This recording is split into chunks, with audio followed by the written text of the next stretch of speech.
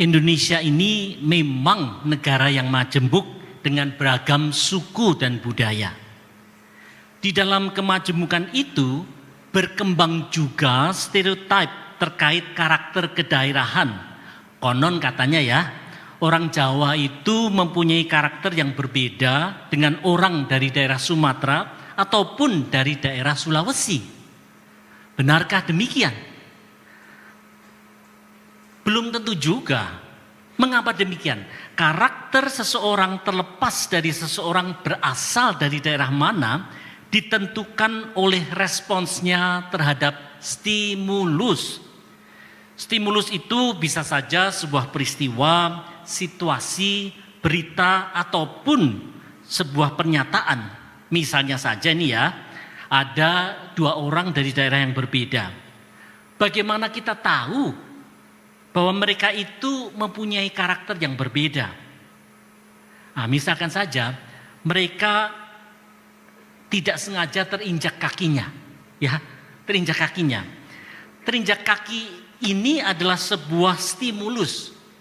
Karakter mereka akan ditunjukkan bagaimana respons mereka terhadap stimulus ini.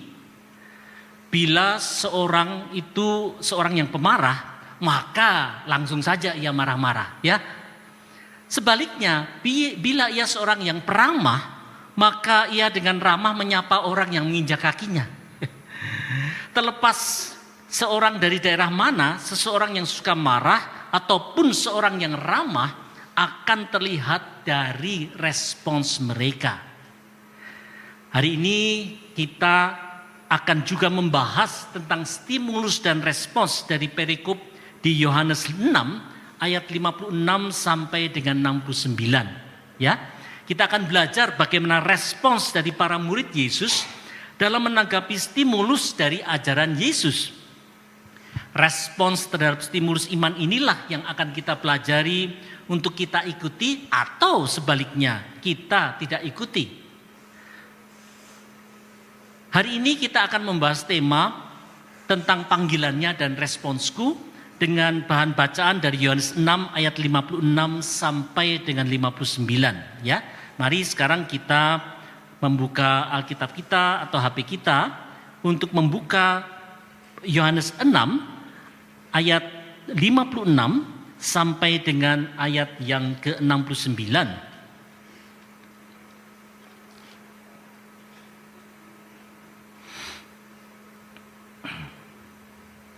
Siapa saja yang makan dagingku dan minum darahku, ia tinggal di dalam aku dan aku di dalam dia. Sama seperti Bapa yang hidup mengutus aku dan aku hidup oleh Bapa, demikian juga siapa saja yang memakan aku akan hidup oleh aku. Inilah roti yang telah turun dari surga, bukan roti yang seperti yang dimakan nenek moyangmu dan mereka mati. Siapa saja yang makan roti ini, ia akan hidup untuk selama-lamanya. Semuanya ini dikatakan Yesus di Kapernaum ketika ia mengajar di rumah ibadat. Sesudah mendengar semuanya itu, banyak dari murid-murid Yesus yang berkata, perkataan ini keras, siapakah yang sanggup mendengarkannya? Yesus yang di dalam hatinya tahu bahwa murid-muridnya bersungut-sungut tentang hal itu, berkata kepada mereka, apakah perkataan itu mengguncangkan kamu? Bagaimana jika kamu melihat anak manusia naik ke tempat di mana ia sebelumnya berada? Rohlah yang memberi hidup, daging sama sekali tidak berguna. Perkataan-perkataan yang kukatakan kepadamu adalah roh dan hidup. Namun di antaramu ada yang tidak percaya. Sebab Yesus tahu dari semula siapa yang tidak percaya dan siapa yang akan menyerahkan dia. Lalu ia berkata, sebab itu telah kukatakan kepadamu, tidak ada seorang pun dapat datang kepadaku kalau tidak dikaruniakan Bapa kepadanya. Mulai saat itu banyak muridnya mengundurkan diri dan tidak lagi mengikut dia. Lalu kata Yesus kepada ke-12 muridnya, apakah kamu mau pergi juga? Jawab Simon Petrus kepadanya, Tuhan, kepada siapakah kami akan pergi? Engkau memiliki perkataan hidup yang kekal. Kami telah percaya dan tahu bahwa Engkaulah yang kudus dari Allah. Demikianlah firman Tuhan. Berbahagialah mereka yang mendengarkan firman Tuhan dan yang memeliharanya. Haleluya.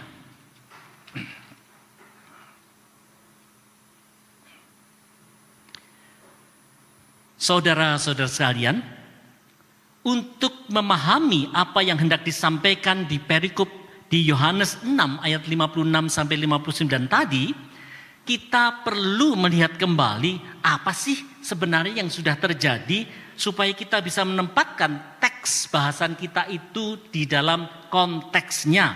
Ya, teks di dalam konteks ini adalah sesuatu hal yang sangat penting. Di awal pasal 6 kitab Yohanes, kalau kita lihat ke depan sedikit, diceritakan bagaimana Tuhan Yesus telah melakukan mukjizat 5 roti dan 2 ikan, yang kemudian diikuti dengan mukjizat bagaimana Yesus berjalan di atas air.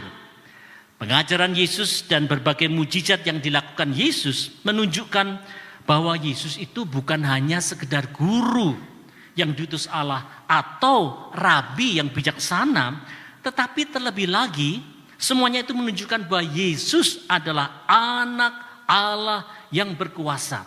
Sekali lagi, anak Allah yang berkuasa. Setelah itu, Yesus kembali ke Kapernaum. Kemudian Yesus mulai mengajar murid-muridnya. Hanya saja, apa yang disampaikan itu rupanya menimbulkan pertengkaran di kalangan orang Yahudi. Ajaran apa sih yang menyebabkan pertengkaran itu? Mari kita dengar ajaran Kristus di bagian sebelumnya, yaitu di Yohanes 6 ayat 51 sampai dengan 52. Saya akan bacakan. Akulah roti hidup yang telah turun dari sorga. Jikalau seorang makan dari roti ini, ia akan hidup selama-lamanya. Dan roti yang kuberikan itu ialah dagingku yang akan kuberikan untuk hidup di dunia. Orang-orang Yahudi bertengkar di antara sesama mereka dan berkata, bagaimana ia ini dapat memberikan dagingnya kepada kita untuk dimakan? Rupanya perumpamaan Yesus tentang makan dagingku untuk hidup dunia, rupanya telah menimbulkan pertengkaran di antara orang Yahudi. Pemakaian istilah makan dagingku yang kemudian disertai juga dengan istilah minum darahku, serta klaim Yesus bahwa akulah roti hidup yang telah turun dari sorga, rupanya ini hal yang kontroversial ya.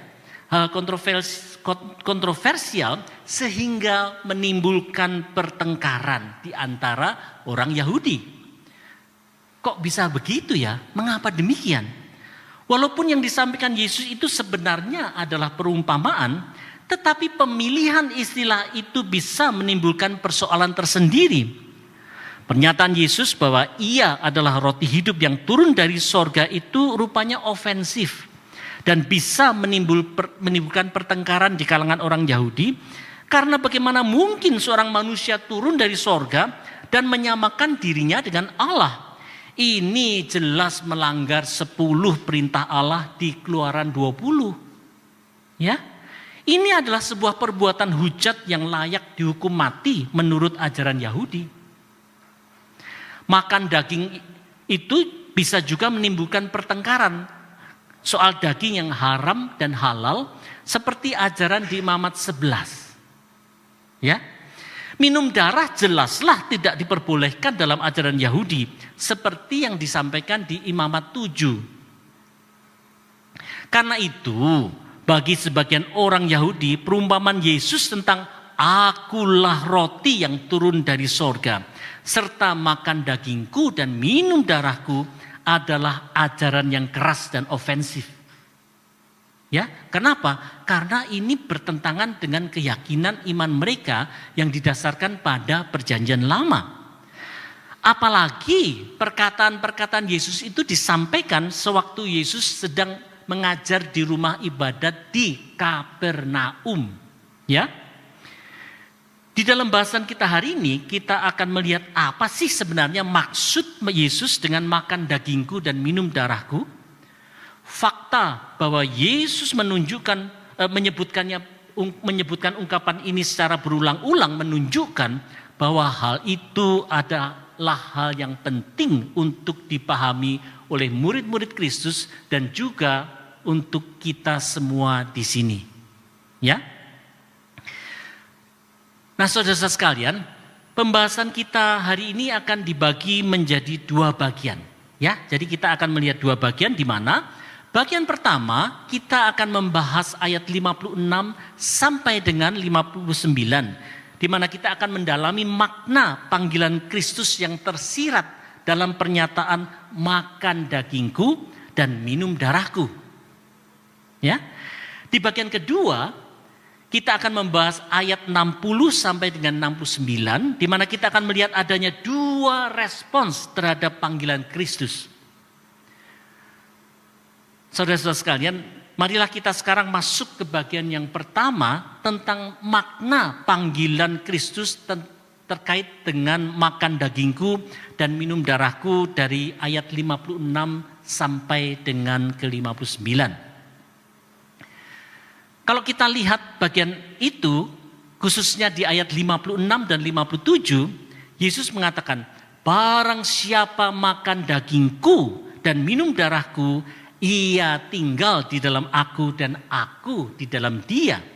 Sama seperti Bapa yang hidup mengutus aku dan aku hidup oleh Bapa, demikian juga barang siapa yang memakan aku akan hidup oleh aku.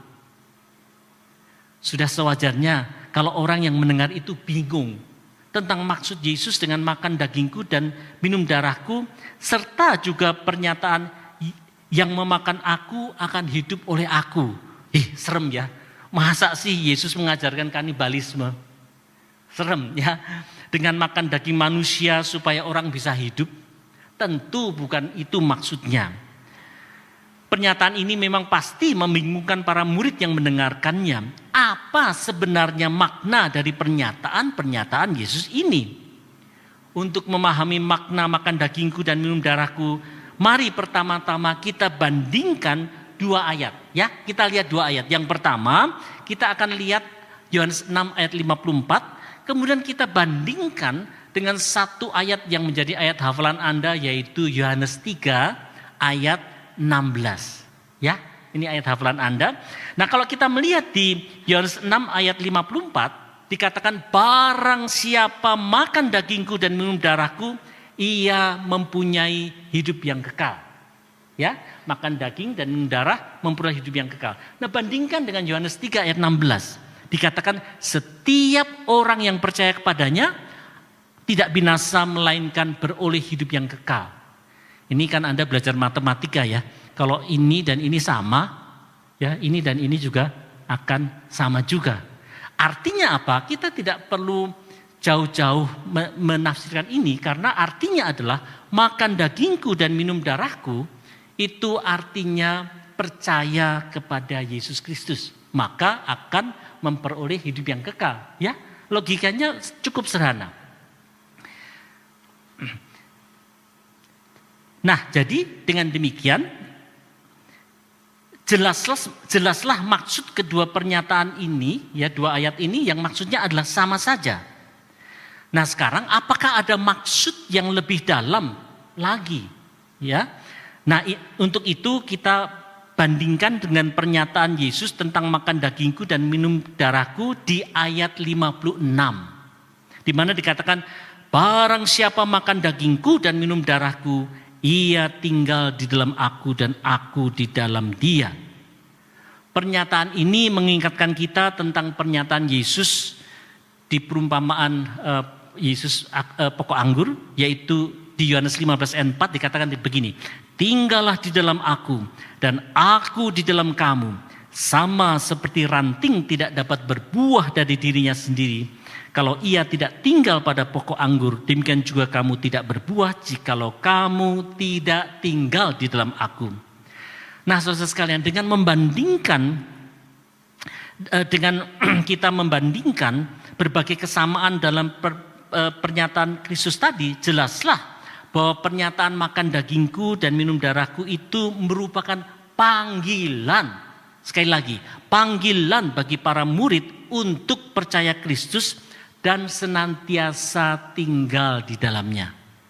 Ya, hanya di dalam kehidupan yang percaya Kristus dan senantiasa tinggal di dalam Kristus sajalah para murid Kristus akan menghasilkan buah bagi kerajaan Allah. Jadi sekarang jelaslah sudah bahwa makna dari makan dagingku dan minum darahku itu tidaklah boleh ditafsirkan secara fisik atau harafiah, tetapi ini haruslah ditafsirkan secara rohani. Panggilan untuk percaya pada pengorbanan Kristus dan senantiasa tinggal di dalam Kristus adalah panggilan kudus bagi setiap pengikut Kristus, yaitu Anda dan saya, yang harus direspons oleh kita semua yang selalu diingatkan di sakramen perjamuan kudus. Ya, berbicara tentang hal ini, tentang masalah panggilan, saya jadi ingat dulu pada waktu sekolah minggu ataupun pada waktu saya masih lebih muda, ya, sekarang juga masih mendengarkan lagu ini. Ada satu lagunya begini. Dengar dia panggil nama saya, dengar dia panggil namamu, dengar dia panggil nama saya, juga dia panggil namamu. Ya, lagu ini sebenarnya sudah seharusnya mengingatkan kita bahwa panggilan kudus dari Yesus Kristus untuk senantiasa percaya kepadanya dan tinggal di dalamnya haruslah kita dengar dan kita imani. Ya, bertalu-talu berkumandang terus lagu itu. Yesus memang senantiasa memanggil nama kita dengan tidak jemu-jemu. Untuk apa? Untuk kita mendengar dan kemudian juga hidup di dalam ketaatan. Panggilan kudus ini adalah panggilan untuk makan dagingku dan minum darahku, yang berarti panggilan untuk percaya dan senantiasa hidup di dalamnya.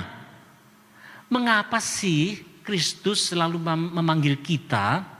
Tentu Kristus ingin supaya Anda dan saya bisa hidup dalam kelimpahannya, seperti yang dinyatakan Yesus di Yohanes 10 ayat 10 dan 11. Aku datang supaya mereka mempunyai hidup dan mempunyai dalam segala kelimpahan.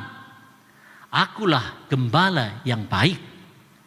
Bila Anda dan saya sebagai orang percaya mau senantiasa percaya kepada Kristus dan senantiasa hidup di dalamnya, pastilah Anda dan saya akan mengalami kehidupan yang berkelimpahan.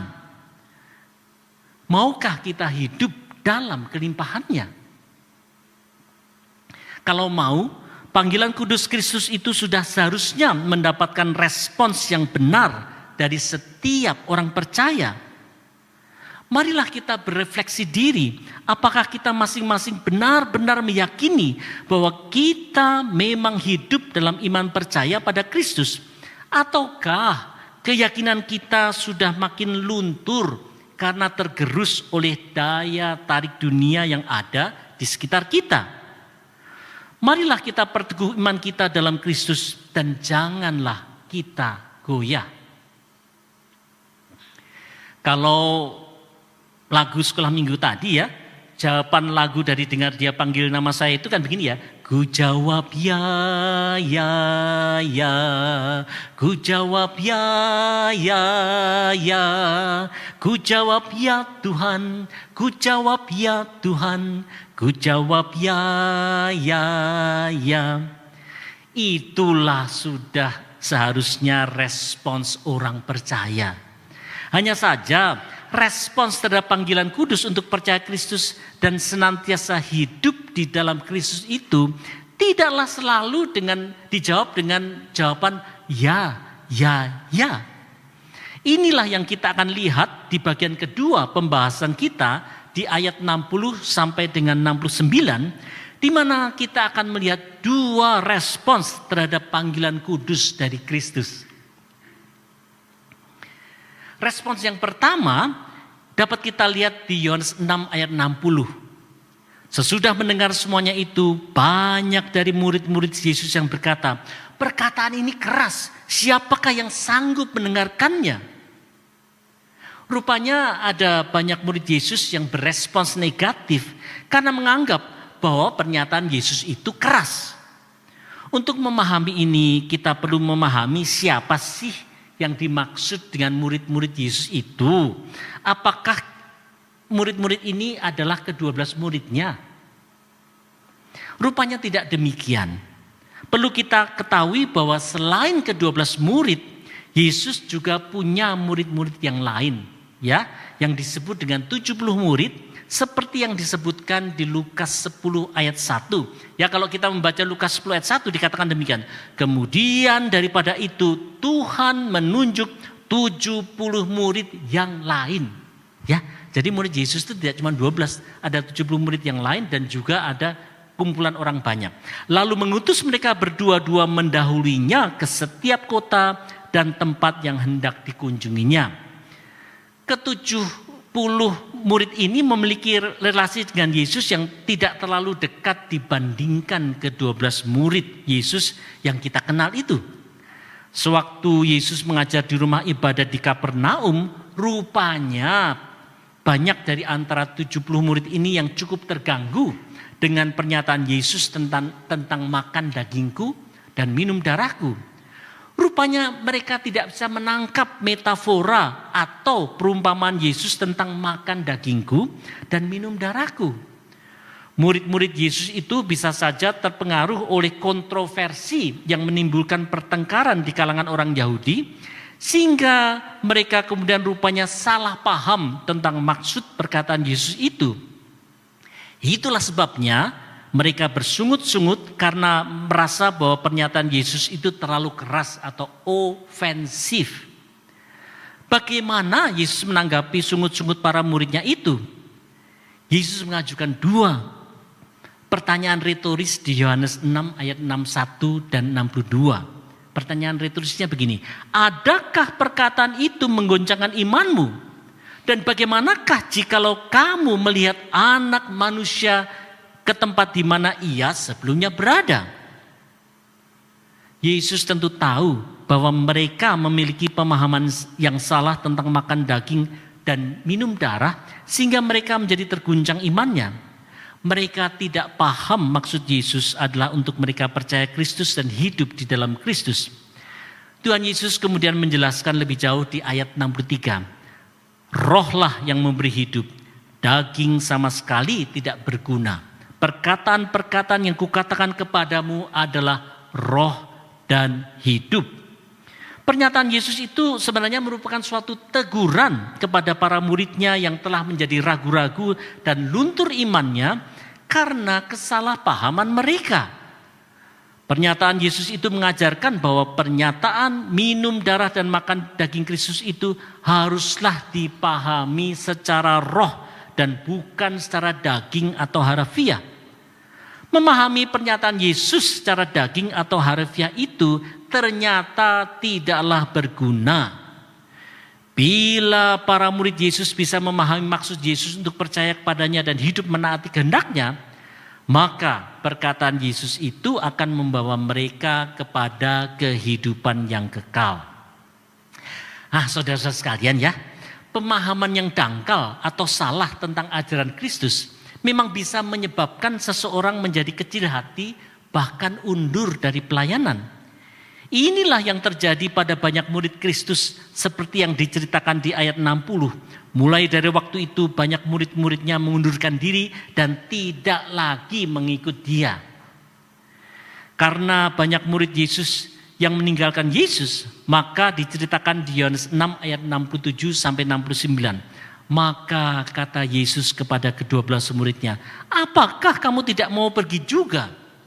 Jawab Simon Petrus kepadanya, Tuhan, kepada siapakah kami akan pergi? Perkataanmu adalah perkataan yang kekal dan kami telah percaya dan tahu bahwa engkau adalah yang kudus dari Allah. Petrus dan ke-11 murid yang lainnya rupanya tidak mau meninggalkan Yesus karena mereka telah percaya dan tahu 2 hal. Ya, tahu dua hal. Yang pertama adalah bahwa perkataan Kristus itu adalah perkataan hidup yang kekal. Dan yang kedua, bahwa mereka yakin bahwa Yesus adalah yang kudus dari Allah. Saudara-saudara sekalian, respons positif dari murid-murid Yesus ini adalah respons yang seharusnya ada di setiap orang percaya.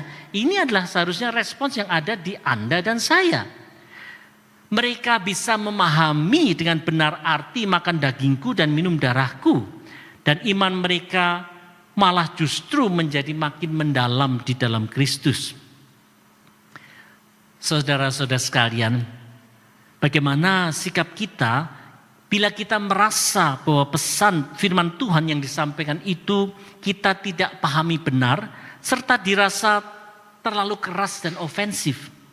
Apakah kita kemudian langsung mengambil keputusan untuk mundur dari pelayanan? Atau apakah kita mencoba berefleksi diri, merenung, dan berpikir untuk memahami ajaran itu, dan kemudian baru mengambil sikap? Pengambilan keputusan yang gegabah, instinktif, terburu-buru, dan berdasarkan informasi yang salah justru akan membuat kita untuk mengambil keputusan yang salah juga. Ini sebuah tantangan besar baik dari sisi pengajar firman ya maupun pendengar firman. Dari sisi pengajar firman, pengajaran yang tidak semestinya dari firman Tuhan bisa saja menyebabkan orang percaya tidak bertumbuh imannya. Bahkan bisa saja kemudian ada yang menjadi tidak percaya dan mengingkari panggilan sehingga tidak mau lagi mengikut Kristus. Karena itu setiap pengajar firman haruslah sungguh-sungguh berupaya untuk dapat mempersiapkan dan menyampaikan firman dengan setia dan jelas. Inilah teladan yang diberikan para orang Lewi di zaman Esra dan Nehemia yang diceritakan di Nehemia 8 ayat 9. Ya, demikian katanya. Bagian-bagian daripada kitab itu, yakni Taurat Allah, dibacakan dengan jelas, dengan diberi keterangan-keterangan. Nah, ini bagian ini penting, sehingga pembacaan dimengerti. Inilah yang harus menjadi target dari pengajaran firman di kebaktian minggu, persekutuan wilayah, ataupun setiap pertemuan lainnya. Jangan sampai penyampaian firman itu dangkal dan tidak jelas sehingga jemaat bisa salah mengerti dan malah menjadi undur iman. Dari sisi pendengar firman, setiap orang percaya harus berupaya untuk mendengar baik-baik apa yang disampaikan secara kritis berdasarkan pemahaman yang baik. Apa yang dilakukan oleh jemaat Berea di Kisah Para Rasul 17 ayat 11 patutlah kita, Anda dan saya teladani juga. Dikatakan demikian, orang-orang Yahudi di kota itu lebih baik hatinya daripada orang-orang Yahudi di Tesalonika. Karena mereka menerima firman itu dengan segala kerelaan hati dan setiap hari mereka menyelidiki kitab suci untuk mengetahui apakah semuanya itu benar demikian. Nah, di sini kita melihat bahwa Anda dan saya sebagai pendengar firman ada dua hal yang penting. Yang pertama adalah menerima firman dengan segala kerelaan. Artinya setiap pendengar firman harus mendengar baik-baik, bahkan kalau perlu mencatat. Ya, mencatat apa? Mencatat pokok-pokok penting dari apa yang diajarkan. Yang kedua, setiap hari menyelidiki kitab suci apakah semuanya itu benar demikian. Artinya setiap pendengar firman haruslah mau belajar firman setiap hari melalui saat teduh masing-masing dan merenungkannya sehingga nantinya kita akan makin mampu melihat apakah apa yang diajarkan itu memang benar demikian. Kalau kita kaitkan dengan perumpamaan penabur yang disampaikan Yesus Kristus di Matius 13, maka pengajar firman haruslah memastikan bahwa benih yang ditaburkan itu memang benih firman Tuhan dan bukan benih ilalang. Ini sangat penting. ya, bagi pengajar firman. Pendengar firman pun haruslah berupaya untuk menjadi tanah yang baik dan bukan menjadi tanah yang keras, berbatu-batu ataupun tanah yang bersemak duri. Dengan demikian, pengajaran firman yang baik itu akan mendarat di hati yang baik dan kemudian berbuah berkali-kali lipat dalam pikiran, perkataan dan juga dalam perbuatan kita. Saudara-saudara sekalian, kita sudah menerima panggilan kudus dari Kristus untuk terus percaya kepadanya dan hidup senantiasa di dalamnya. Marilah kita menjawab panggilan kudus dari Allah ini tanpa bimbang dan ragu. Marilah kita berseru, ya, ya, ya terhadap panggilannya itu. Kita pastilah akan hidup dalam kelimpahan Kristus. Amin. Mari kita berdoa. Kami datang kepada Bapa di surga untuk mengucap syukur buat benih yang ditaburkan dari Yohanes 6 tadi. Kami berdoa Tuhan supaya firman Tuhan boleh sungguh-sungguh tertanam di dalam hati kami sebagai tanah yang baik dan kemudian akan tumbuh subur dan berbuah-buah berkali-kali lipat. Kami berdoa Tuhan supaya Roh Kudus menolong dan menyertai kami di dalam kami memahami firman dan juga menerapkannya di dalam kehidupan kami sehari-hari. Terima kasih Bapa di surga, kami mengucap syukur kepadamu Tuhan. Demi nama Yesus Kristus kami berdoa. Amin.